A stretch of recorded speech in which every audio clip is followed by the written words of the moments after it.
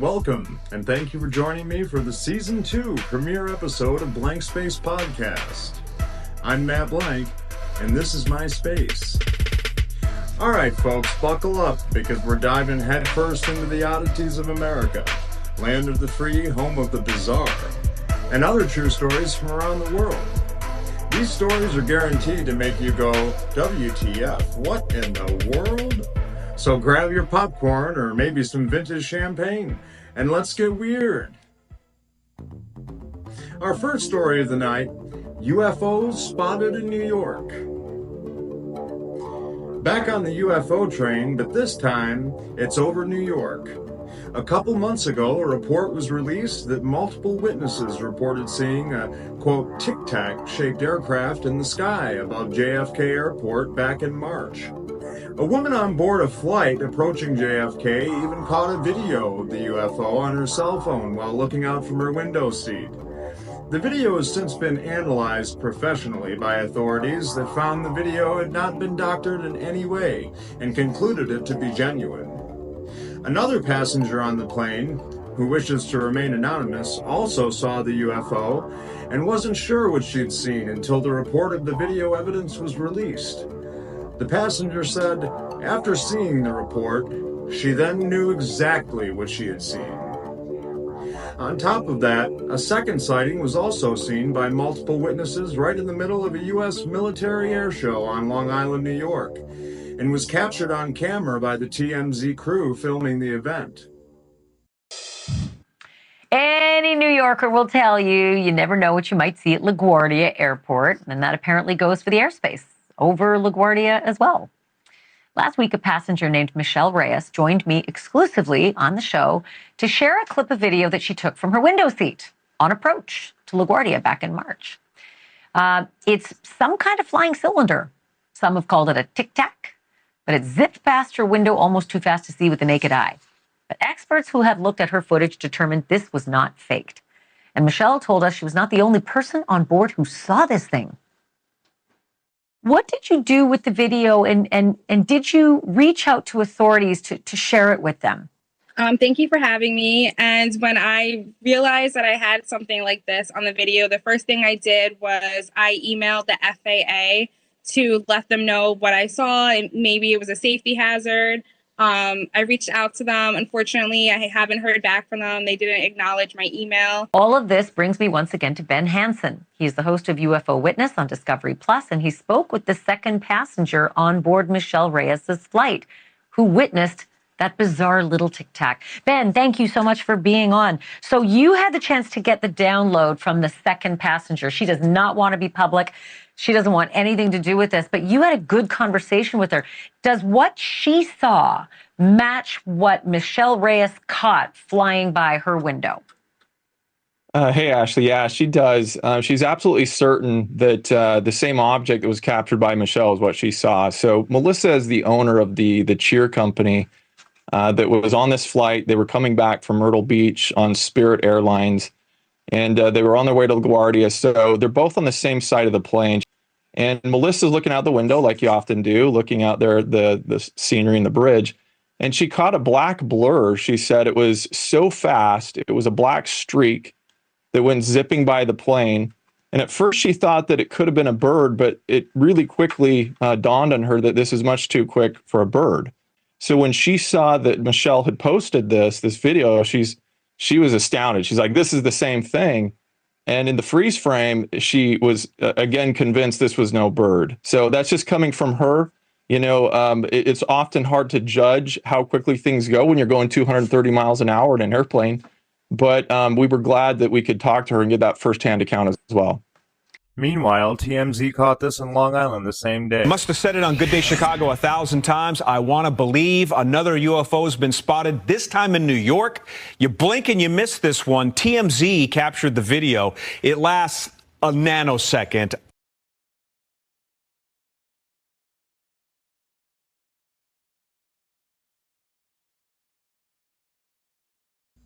Was it a bird? A plane? Nope. And definitely not Superman.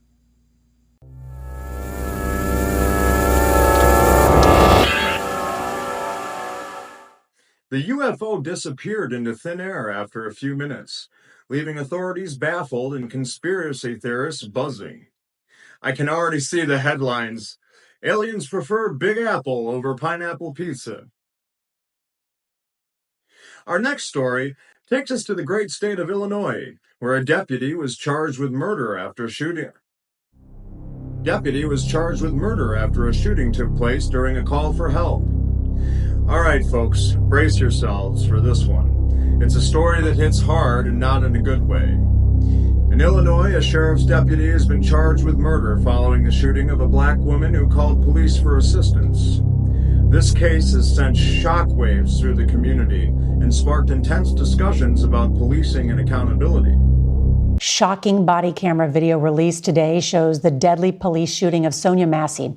The mother of two called 911 just before 1 a.m.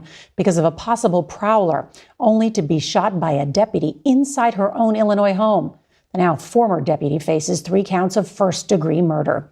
CBS's Roxana Saberi has the video that shows the chaotic moments, and we do want to warn you that it is hard to watch.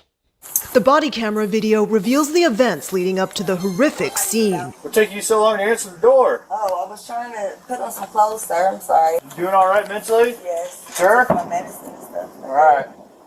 Okay. I love y'all. Thank y'all. Okay. Inside the home, Sangamon County Sheriff's Deputy Sean Grayson can be heard asking Sonia Massey to check on the stove. We don't need a fire while we're here.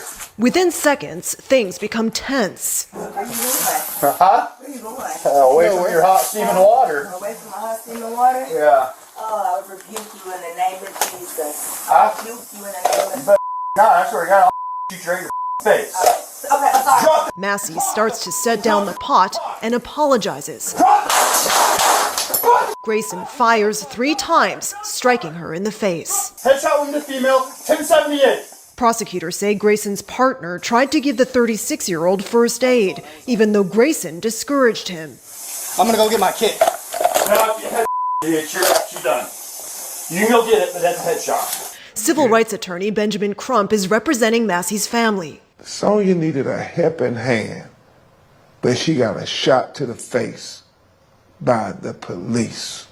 James Wilburn is Massey's father. I'm heartbroken. I just don't know what to say. What's the hardest part about this for you? I think the last words that my daughter said to me was, "Daddy, I love you." And to know and realize that I won't see her again. I can't talk to her again. I can't touch her again. Grayson has pleaded not guilty. When reached by CBS News today, his attorney declined to comment. Last week, Grayson was fired from the sheriff's department. Documents obtained by CBS News show he has worked for 6 different law enforcement agencies since 2020. Nora? That's noteworthy, Roxana Saberi. Thank you. According to reports, the deputy, a member of the Illinois Sheriff's Department, was responding to a call when the situation escalated tragically. After an investigation, the deputy was arrested and now faces charges of murder. The whole incident has fueled protests along with calls for greater transparency and accountability in law enforcement. This isn't just about one tragic event. It's about a system that's supposed to serve and protect, but sometimes fails those it's meant to safeguard. The fact that a law enforcement officer has been charged with murder is shocking enough, but it also serves as a harsh reminder of the work that still needs to be done in reforming our justice system. This story has rightfully sparked outrage and led to renewed demands for accountability and reform in law enforcement. Because at the end of the day, no badge should ever place anyone above the law. Our next story tonight is less recent, but bizarre nonetheless. A man was arrested for trying to pay for McDonald's with a bag of weed. Police say a 23-year-old Florida man went through a McDonald's drive-thru Sunday and tried to pay for his order with a bag of marijuana. Port St. Lucie police say 23-year-old Anthony Gallagher tried to trade his bag of pot for food. The McDonald's worker refused and Gallagher drove off, only to return a short time later. This time around, police were there waiting for him. Gallagher told police he did offer the drugs in exchange for food, but was only joking. Police did not find it funny and charged him with marijuana possession and driving under the influence. Matt Uris for CBSMiami.com. And in the Only in Florida files, we have a man who walked into McDonald's and thought, you know what? I'm going to pay with what I've got on hand. Unfortunately for him, what he had on hand was a bag of weed. Spoiler alert, it didn't work.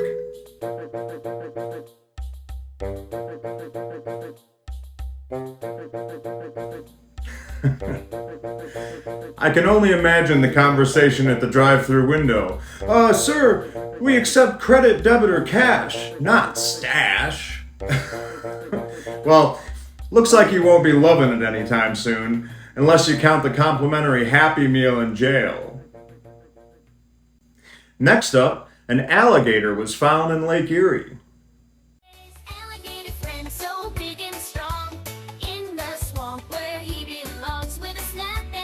And just when you thought it was safe to go back in the water, Lake Erie has a new unexpected visitor. An alligator. Yep, you heard that right. An alligator right in the heart of the Great Lakes. Taking the kids to the lake and seeing a gator? That is indeed an eerie situation. Of all the things Lake Erie beachgoers expect to see, an alligator certainly is not one of them. However, that's exactly what several people claim they saw Sunday near the East Avenue boat launch. Matt Mathias took a dive into the situation and has the very latest. Matt. Well, Jen, that's absolutely right. Lake Erie is much further north than where alligators typically live, but after a sighting over the weekend caught on video, officials are investigating. After the sighting of a 4 to 5 foot alligator on Sunday, eyewitnesses reached out to Erie police, who then passed it along to the Erie Port Authority. We are very diligent in making sure, keeping an eye on the water and of course on the land, and we have not had a sighting since then. But again, we have a team in place that is just monitoring our entire footprint and of course on the water, just to make sure everyone is safe. Slomsky tells us they're working with local trappers and have had communications with people down south who have experience with alligators. They've also put up signage surrounding the area where the alligator was allegedly spotted, saying to tread with caution in the area. And while the hope is it'll be captured soon, reptile experts with the Erie Zoo don't believe the gator would survive through an Erie winter. They do go into like a hibernation sort of thing called burmation, where they won't eat quite as much in the winter. Their bodies will slow down because they're cold-blooded versus us and other mammals that are warm-blooded. And they need the sun, they need the heat to be able to metabolize anything that they do eat. Julius believes due to the estimated size of the gator spotted in Erie, it's around 2 to 4 years old, and it'll likely try to have a diet consisting of frogs, tadpoles, fish, and maybe even smaller mammals. Right now, the working theory is that the gator was someone's exotic pet, and it was unfortunately released by the owner into the lake. It's definitely more scared of you than you are of it, so it will probably just swim away from you anytime you're within 10 feet of it, so it's not really going to come after you. For now, the Port Authority will continue to monitor the area nearby the East Avenue boat launch as well as Lampe Marina and Campground. But again, the concern is if someone just released it into the bay like we're hearing happen, is disappointing because again, it puts many people in danger along with the gator itself. Now, the Port Authority is asking people to call them if they spot the alligator at 814-455-7557, extension 223. Sean. All right, Matt Mathias reporting tonight. Some people. Apparently, this gator was spotted by some shocked beachgoers who were probably expecting to see a fish or two, not a reptilian surprise. Wildlife officials were called in, and after an extensive search, they haven't yet managed to locate the gator, and are encouraging anyone who spots the beast again to call it in immediately. Now, we all know Florida is famous for its gator population, but Lake Erie? This guy took a wrong turn somewhere. So, the next time you're out on Lake Erie, just keep an eye out. You never know what might be lurking in the water. But seriously, it's a good reminder that you can't always predict where wildlife will show up. Just when you thought alligators were a strictly southern problem. And remember, folks, when it comes to nature, always expect the unexpected. Who knows? Maybe next year we'll see dolphins in the desert. Now moving on to our Philippines offbeat news. Next up, The Philippines, where the news is even stranger than the weather.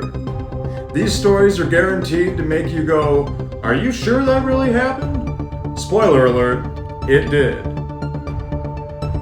First up, woman arrested for trying to sell baby for 25,000 peso, or the equivalent of 500 USD.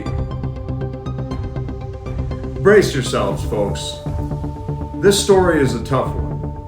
In the Philippines, authorities have recently arrested a woman who tried to sell a newborn baby just 6 days old through social media. The price tag? You got it, 25,000 pesos, or only 500 US dollars.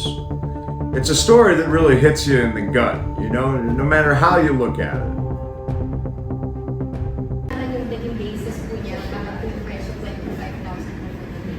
Yung amount na actually nagastos niya sa bata mula nung ipinanganak. Kasi inabaton mo yung bata eh. Hinahanap po namin yung nanay, maaaring po siyang kung mapapatunayan na inabaton na niya yung bata, yung maaaring po namin kasuhan yung nanay ng child abuse or abandonment and neglect dun sa sarili nila.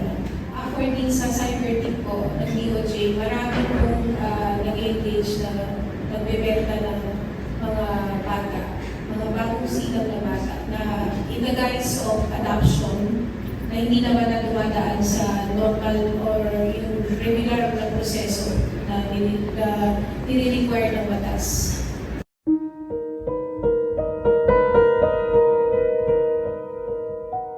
Gumanda yung buhay niya, maging maayos. Kasi sa akin, wala siyang maano sa akin. Labag man sa kalooban ko, masakit man sa akin, kailangan ko talaga. Oo, siguro makakapag-negosyo po ako, makakapagtinda. Kahit pa paano makakatulong ako. Yun na lang inaano ko. May pinahalagaan naman din yung pag-ano sa anak ko. Yun ang iniisip ko.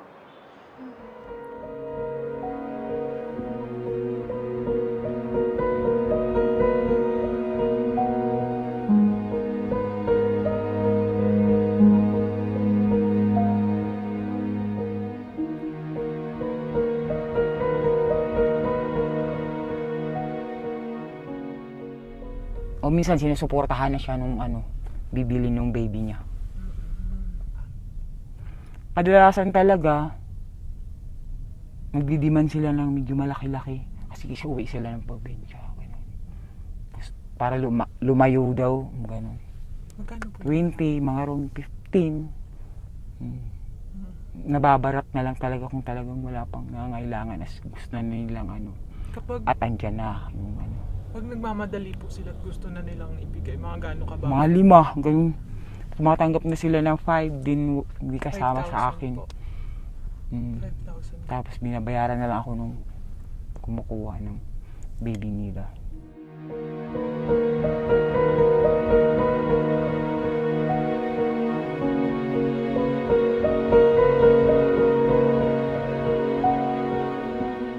Because we have an adoption law. So the moment you divert from that law, the moment you do it, we call it the shortcut way, and you receive money from doing it, you profit from it, and it becomes some child trafficking. Well, most of the time we find these people in these slum areas. They don't want the pregnancy in the first place. This woman, who claimed to be a midwife, was caught in an entrapment operation set up by authorities in Muntinlupa City. Now, whether this was a case of sheer desperation or something even darker, it's a chilling reminder of how far some people will go when they see no other way out.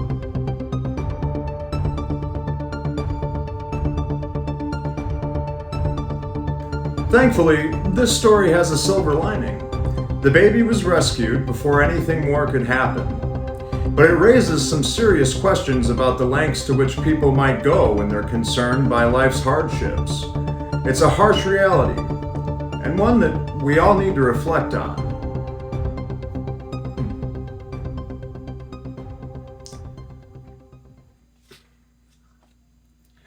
Now on to our next story. The NBI arrests 3 suspects in illegal organ trade. Alright folks, this next story is nothing short of disturbing. In Bulacan province, the National Bureau of Investigation, or NBI, has arrested 3 individuals who were allegedly operating a black market for human organs. Yeah, you heard that right. Human organs. It's a story that highlights the darker side of desperation and exploitation. For our second hot copy, a nurse at a government-stopped kidney transplant facility linked to a syndicate involved in illegal organ trade. Nico Bawa reports. NBI-NCR operatives entered this house in an exclusive subdivision in San Jose del Monte, Bulacan. A victim told them this is where recruited kidney donors are hidden. This is where donors who were offered 200,000 pesos are allegedly prepared before their operation until their recovery. 3 people were arrested who allegedly served as caretaker of the house and managers of the victims. 9 victims were rescued. 4 were already operated on, while the rest are scheduled for kidney harvest. The NBI also chanced upon the payment that was supposed to be given to one of the kidney donors. Andun yung mga tao natin, dumating din itong mga subject na nagbigay pa ng kakulangan nila sa halagang 150,000 sa isang victim na kaka-opera lang. A victim showed his scar after his kidney was harvested this month. The NBI says the investigation started after one of the victims claimed that he was not paid. Sabi po kasi nila okay lang po pag nawala po yung isang kidney. Kasi yung bayad po, hindi po namin nakuha. Hindi mo pa nakuha? Kahit magkano? Wala pa? 2,000 lang po yung nabigay nila. 2 of the suspects admitted they themselves were paid kidney donors who were later recruited to join the illegal activity. The alleged ringleader, according to the 2 suspects, is said to be a head nurse at the National Kidney Transplant Institute. Sinabi sa amin ng legal po ito, sabi sa amin. Kaya napaniwala po kami na legal yung ginagawa. Hanggang sa huli, nalaman po namin na bawal pala dahil pagbebenta. The suspects also claimed they worked with the group for a year and counted around 20 victims. They were allegedly recruited through social media depending on the blood type of the kidney recipient. Yung politiko naman na po na yung pass away na po siya. Pero yung anak po niya yung may sakit na recipient. Dating politiko. Opo, sabay pong nakasalang ang donor at the recipient. Pero nauuna pong i-harvest ang donor. The kidney harvest or operation is done in different facilities, but the victims allegedly stay in the house for the pre- and post-requirements of the operation. The NBI says they are investigating some doctors and hospitals. Andun po sila ng 3 to 4 months. Inclusive na po doon lahat ng procedures, like for example yung pagko-cross-match nila doon sa kanilang recipient ng kidney and yung pagpapagaling nila matapos silang operahan. The NBI also clarified that the law focuses on those who recruited the victims and not those who received the kidneys. Pinaparusahan natin yung sindikato na nagre-recruit ng ganyan, ginagamit yung kahirapan ng tao, yun ang pinagbabawal ng batas. In a statement, NKTI admitted that the nurse identified by the NBI is their employee. They assured the public that they are conducting their own internal investigation. They also warned against groups who offer transactions outside the hospital while representing themselves as members of their institution. They clarified that they only honor legitimate transactions regarding organ donations and transplants. Nico Bawa, ABS-CBN News. The suspects, identified as Angela Atede, Marichu Lamibao, and Daniel Seacat, were caught red-handed during a rescue operation. These individuals were allegedly luring vulnerable people into selling their kidneys for 200,000 pesos, or approximately $4,000 US. A sum that sounds like a lifeline to those struggling financially, but at what cost? According to reports, these suspects preyed on people's financial hardships, convincing them that selling a kidney was a quick fix to their money troubles. But as we all know, the reality is much darker and far more dangerous. This isn't just about breaking the law, it's about exploiting the most vulnerable members of society. Thankfully, the authorities were able to step in before more lives were ruined. but it's a stark reminder of the lengths to which people will go when they feel they have no other options, and the predators waiting to take advantage of that desperation. It's stories like these that make you stop and think about the value of human life and the systems that fail those who need help the most. Next up, it's officially Ghost Month in the Philippines. It's got people talking and rumors spreading about some of the classical ghostly tales in the Philippines, old and new. In the spirit of all things paranormal, this headline showcases one of the most perplexing unsolved sightings that have bothered debunkers for almost 5 years. All right, folks, get ready for a story that's going to send chills down your spine. This one comes straight from Pangasinan, Philippines, where a ghostly figure was caught on CCTV walking right through traffic. And this isn't just any ghost story. This is real footage that's been viewed millions of times online, leaving people around the world spooked and puzzled. And the footage has been determined to be genuine by experts with no signs of doctoring. Let's check the original footage and also have a look at the celebrations and events going around the Philippines for Ghost Month.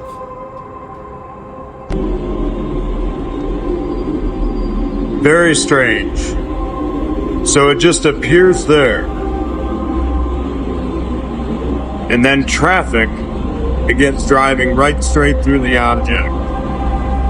And it appears they don't react in any way, so it's unlikely the drivers noticed it was even there.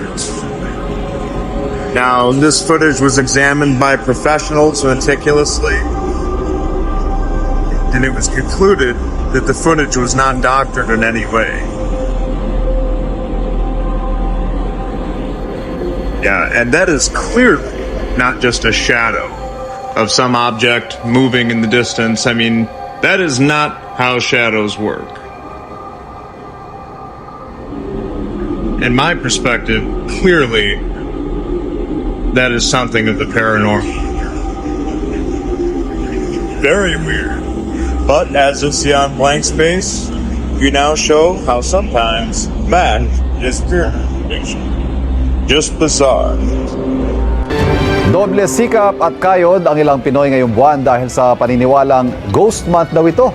Ano nga ba ang Ghost Month? Ay unang balita live sa Maynila. Si Jomer Apresto. Jomer, ano nga ba ang Ghost Month? Ivan, good morning. Nandito ako sa Ilaya sa Divisoria sa Tondo, Maynila at nagrereklamo na rito ang ilang tindera dahil sa matumal na benta ngayong buwan. Ang kanilang sinisising dahilan Ghost Month. Ano nga ba ito? Mahigit 4 na taon na raw kahera sa isang bake shop sa Ilaya si Ana at tuwing sasapit daw ang buwan ng Hulyo o Agosto mahina ang kanilang benta. Tinatawag daw ito ng mga Chinese na Ghost Month. Sa kabila nito, hindi raw sila pwedeng magsara. Ang Ghost Month ay pinaniniwalaan sa ilang bansa sa Asia. Base sa kultura at ayon na rin sa ilang feng shui expert, nagsisimula ito sa buwan ng Agosto, umaabot hanggang sa bahagi ng Setyembre. Sa panahong ito, sinasabing sabay-sabay bumubukas ang gate ng langit at impyerno, gayon din ang mga buhay. Pinaniniwalaan ng ilan na nagpapagala-gala raw ang mga espiritu at may kakayahan na makaapekto sa ating mga desisyon sa buhay. Ang tindera ng ukay-ukay na si Richelle naniniwala rin daw sa Ghost Month. Problema raw niya ngayon kung paano palalakasin ang kanyang benta lalo at bago lang siya sa kanyang trabaho. Maging ang tindera ng almusal na si Jennifer naniniwala rin sa Ghost Month. Paano naman kaya nilalabanan ni Jennifer ang ganitong paniniwala? Yung Ghost Month, kasi nga August, kaya nandun daw yung mga yung paghirap. Ngayon pong Ghost Month, may na po yung aming cake, tinapay. Kasabihan po ng mga Chinese na kahit po kaunti, basta may kita. Medyo mahina ngayon Mahina ang bentahan ngayon kahit araw, gabi mahina din. Kasi inaasahan ako nung amo ko na makukuha ko yung in-expect niya magiging benta ko.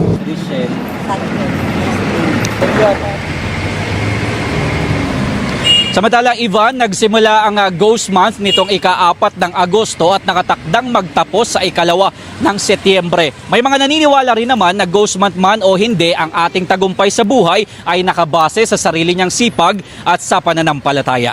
Yan ang unang balita mula dito sa Maynila. Ako po si Jomer Apresto para sa GMA Integrated News.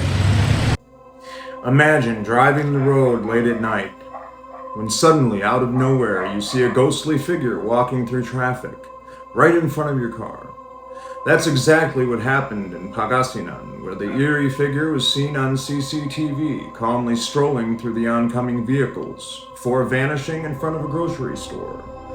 No one knows who or what the figure was, but locals believe it's the spirit of someone who met a tragic end in the area. And here's the thing, this isn't just some urban legend. The footage has been viewed over 2 million times, and it's left people across the globe wondering if there's more to this world than meets the eye. Whether you're a skeptic or a believer, this video is bound to make you think twice about what might be lurking in the shadows. The Philippines is a land steeped in history and tradition, but it's also a country where the line between the living and the dead is often blurred. From haunted schools and roads to ancient forts, there's no shortage of ghostly legends that continue to send chills down spines across the archipelago. Let's take a look at a couple more first-hand sightings.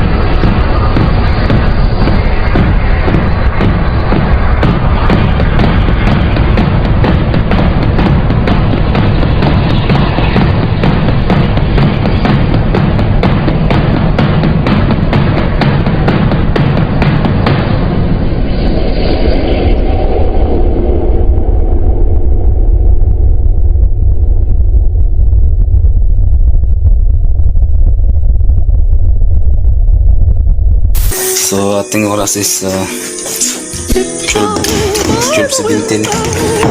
Nakalak natin to. So ayan guys, yung tabako ito sobrang dilim. So ayan, sukin natin yung handahan.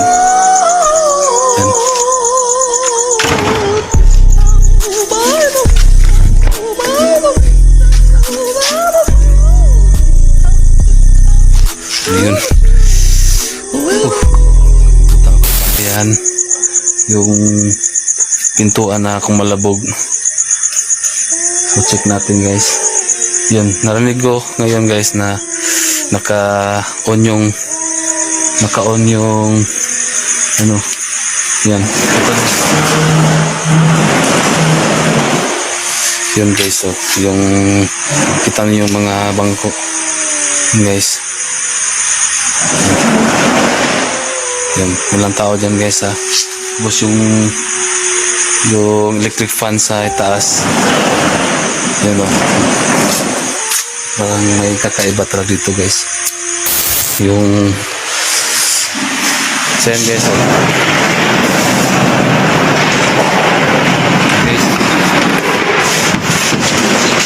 Guys. Woo! Lord. Guys. Ito yung trabaho ko, guys. Grabe. Sobrang nakakatakot, guys. So that's a look at just a couple first-hand sightings. Many sightings are very impossible to prove, but still creepy nonetheless. Next, let's go over some of the more famous ghosts and haunted locations in the Philippines that are being recognized as part of the Ghost Month celebrations. Let's start with the infamous White Lady of Balete Drive, a ghostly apparition that has terrified motorists for decades. Legend has it, she appears in a flowing white dress, her face hidden under a veil of hair, waiting to catch a ride from unsuspecting drivers. And if you're ever driving alone at night, well, don't say I didn't warn you. Starting at number 10, we have the Balete Drive. This is a 2-lane street in Quezon City, and it's believed to be haunted by a white-veiled lady who appears often just out of nowhere. Trees line the road, so that adds to the scary feeling. And as the story goes, the white-veiled lady is the ghost of a girl who passed away in a car accident. And she had gotten lost, so she tried to hitch a ride with somebody else so she could just make it back home. Now, other stories say that the ghost is actually of a young lady from the Spanish era. Either way, driving down the street, especially at nighttime, is not advised. Then there's the ghosts of Fort Santiago, where the souls of those who perished in its dungeons during the Spanish colonial era are said to roam. Visitors have reported seeing shadowy figures, hearing disembodied voices, and even feeling cold hands brushing against them in the dead of night. It's a place where history and horror intertwine, making it one of the most haunted spots in the country. Fort Santiago is up next at number 7. This historic site turns really creepy at nighttime. Before the Philippines' liberation, Fort Santiago was the center of both American and Spanish colonial governments. The city's walls still stand tall during the day, but in the evenings, they give off a very dark and spooky vibe. There have been many reported sightings of ghosts of Filipino soldiers in that area, and residents also claim to hear screaming from the dungeons. It's said that the Japanese really tormented and got rid of many Filipino soldiers during the World War II era. Bro, another haunted spot in the Philippines is Fort Santiago in Manila. So it's like an actual fortress? That's right, it's a fortress. So this building was built in 1571 and is one of the most important historical sites in Manila. So one of its purposes was to function as a prison during the Spanish colonial period and also in World War II. So one of the captives during that period was Philippines national hero Jose Rizal. So Jose Rizal was a Filipino patriot, physician and man of letters because he used to write a lot, and he was an inspiration to the Philippine nationalist movement. Okay. Yeah, so he committed himself to the reform of Spanish colonial rule and was then arrested and tried for sedition by the Spanish military. As usual with colonialism lah. Yeah, so found guilty, Jose Rizal was then publicly executed by a firing squad in Manila. But after the execution, Rizal fired up the Philippine national movement, which led to independence declared on June 12, 1898. So basically he became a martyr. That's right. So many Filipinos believe that the spirit of their national hero, Jose Rizal, lingers in the building. He has been sighted in many areas around the fort, but mostly around the area which he was held just before his execution. People also have claimed to have heard his voice or even his ghostly footsteps marching along the path he took to his execution site. So visitors have also claimed to have seen apparitions of the prisoners held there and also heard screams and even touched by unseen forces. Like within the fort itself? Yes, within the fort itself. Because I believe you can visit Fort Santiago. Makes me very intrigued. I want to visit because of its historical significance. Not because of ghosts, you all need to stop. But the thing is, you know, people always talk about ghost sightings as scary. Yeah. Or as like something which they want to avoid. Yeah. But I believe the people of Philippines, actually want to see this ghost of their national hero Jose Rizal. Yeah, I think one thing also, like when you say about this, we need to normalize the fact that not all ghosts are bad. Yeah. There are nice ones and good ones as well. Yeah, that's right. Yeah, so sometimes I realize that people get very scared when we say ghost. Yeah, that's right. But You're they're not nice always talking about ghosts that is bad thing. Yes. In this instance, and in many instances, ghosts can be a good thing. Yeah, it goes both ways, ma. Yeah, that's right. Right. Like Yeah. people that's good, people bad people. More afraid of people than ghosts. Whether you believe in ghosts or not, these stories and sightings remind us of one thing. There's a lot in this world we can't explain. Now, in my opinion, this last one is the scariest. If you can, please leave me a comment to let me know if you see anything in this one. I've watched it multiple times, and I cannot see a single thing even when they point it out.